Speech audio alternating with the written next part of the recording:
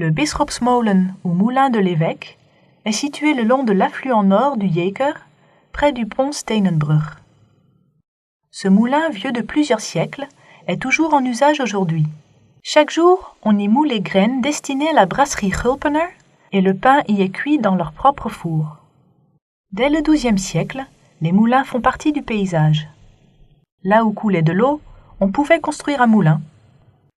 À Maastricht, cela était possible aussi bien sur la Meuse que sur son affluent, le Jeker. Une autre source d'énergie qui permettait de faire fonctionner le moulin était le vent. Les moulins servaient à la production de nourriture et dans l'industrie.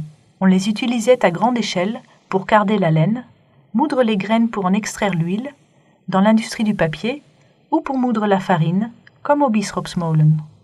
L'entrée du Bisschopsmolen mène de l'autre côté du bâtiment, où l'on peut voir le moulin en action. La date de 1609 gravée près des fenêtres au-dessus de la roue indique l'âge de la façade arrière du bâtiment.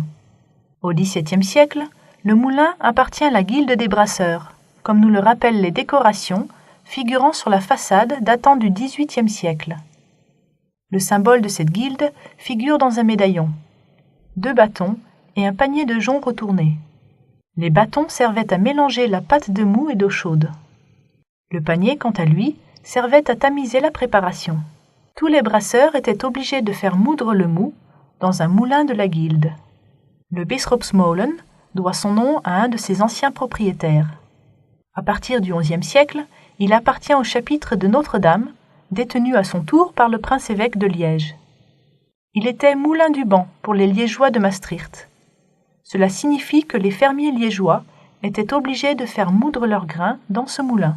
En 1442, le moulin est vendu à la Guilde des brasseurs. Le 10 novembre 1795, l'occupant français dissout les guildes. Le Bisschopsmolen est confisqué et vendu. Au XIXe siècle, il est aménagé pour peler le grain. Le courant du bras nord du Jeker était souvent insuffisant pour faire fonctionner le moulin. C'est pourquoi, en 1847, une machine à vapeur lui est ajoutée. La municipalité de Maastricht acquiert le Bisschopsmolen en 1920. 4 ans plus tard, la roue est remplacée par une autre, dont on a conservé 2 couples de meules. Le couple situé à l'avant fonctionne encore avec l'énergie de la rivière.